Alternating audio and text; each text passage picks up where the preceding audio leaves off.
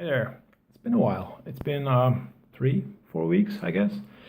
3 weeks since I last uploaded a video and 4 weeks since I last shot a couple of videos. I'm going to shoot 2 videos today. So I'm going to wear the same shirt. It's going to be the same angle. Um, yeah. So don't worry. I change shirts every day. Um, I wanted to do one video, but that would be insane because I have so many new records.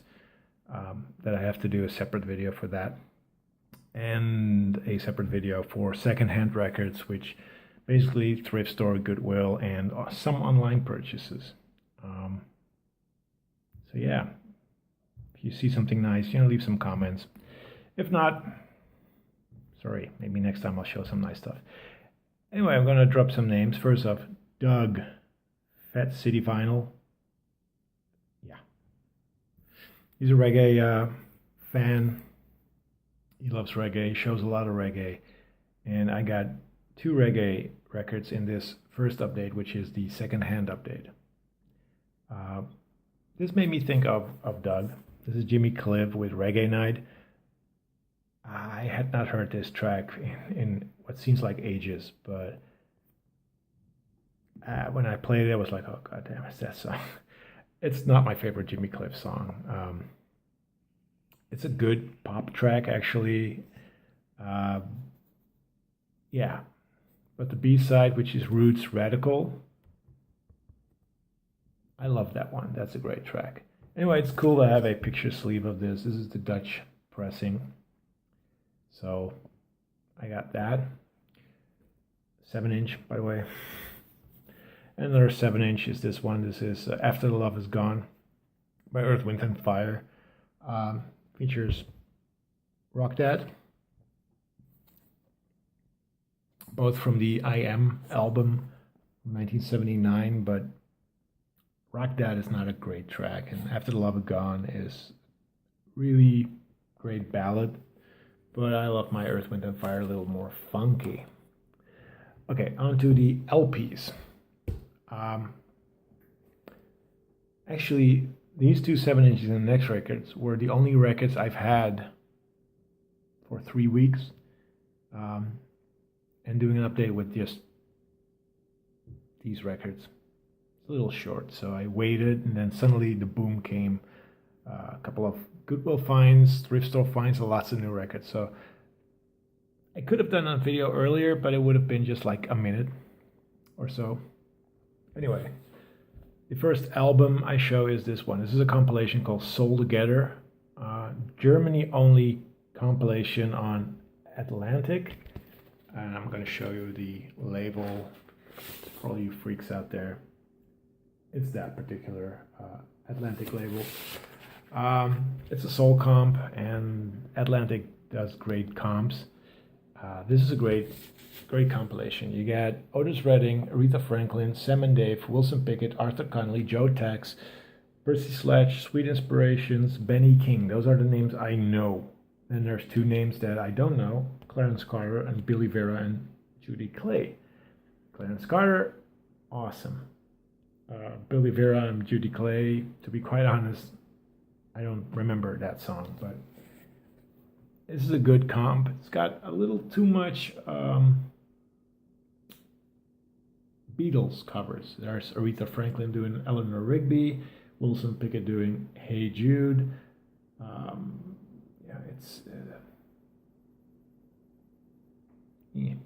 But overall, great compilation. Now the next 2 records I picked up at a thrift store, and I'm going to take a little sip of coffee. Cheers. Next 3 records were from a Goodwill. First 2 of those are, well, the first one is not good at all. The second one is meh, and the third one is really good. I'm going to show the first one. This is just stupid. More Jungle Drums by Morton Gould. Morton Gould? Morton. I thought this would be Exotica. It says jungle drums, so it probably would be kind of this exotic rhythm thing going on. Not really. What you get here is just Spanish or Latin high classical music pieces. Yeah, totally not what I thought it would be. It's in great condition. It's a cutout, but still it's in great condition, and it's from 1964, and blah blah blah. But it's a piece of shit. It's on the pretty cool Red Seal label, which is sort of Dynaflex. I think it became Dynaflex. This is really thin vinyl, but it's not good. Next one is not good in the end, but it's okay, I guess, to listen to, but not to keep. That's this one. This is Don Armando's Second Avenue Rumba Band. Months ago, I picked up a 12-inch by this group because it's on Z Records. And Z Records were a New York-based label that did a lot of experimental post-punk, new wave, whatever. They did John Cale, they did James White, I think. Maybe even some weirder no wave stuff, but this is not no wave or new wave. It's disco, and not really the greatest disco. This is the Z Records that was distributed by Buddha. That's the woman doing the vocals. This is just some woman showing side boobs, dressed like an Indian. Pretty racist, if you ask me. She's tied to a tree, by the looks of it. Anyway, I'm an Indian Too was their big song, I guess, because that was the 12-inch I had. The only song that's okay is Deputy of Love, but otherwise it's not good. Really standard Studio 54 disco. But I picked it up because it's on Z Records, and I thought maybe that one track was just a disco track and the rest was kind of out there, but not really, not at all. The last record I picked up at that particular thrift store is a great comp, again, by Atlantic. It's the Atlantic Jazz Express record. 1974 this came out, and it's basically the records that came out around that time, 1973, 1974. And you get killer lineup. You get Billy Cobham, you get John Coltrane, Herbie Mann, Eddie Harris, Modern Jazz Quartet, Les McCann, Roland Kirk, Dave Brubeck, Chick Corea, Charles Mingus. That's a great lineup. My surprise musician from this bunch is Eddie Harris. That's a funky, funky track that he does. Wait a Little Longer comes from the album Eddie Harris in the UK. And here are the albums that the records came from. The John Coltrane track is Giant Steps, which basically is from a compilation album they released that year. Billy Cobham comes from Spectrum, which is one of the weirder tracks of that album. Herbie Mann is pretty short track. That's kind of funky. Les McCann is funky. Brubeck's even kind of funky. And Roland Kirk surprised me. That was beautiful. Just spiritual. Beautiful.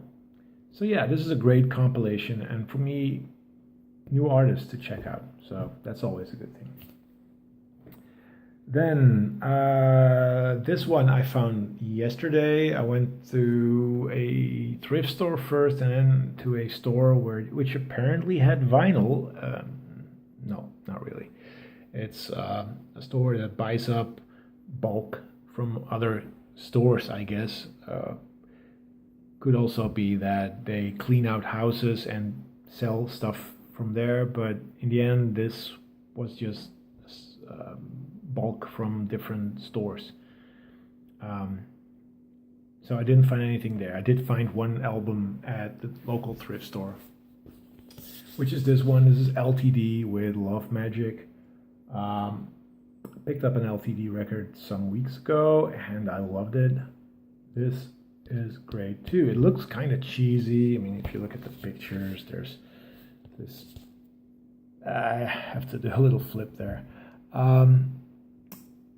there's a hand through a door, which offers her a necklace, and the hand does the necklace around the neck of the woman, and also romantic and also cheesy.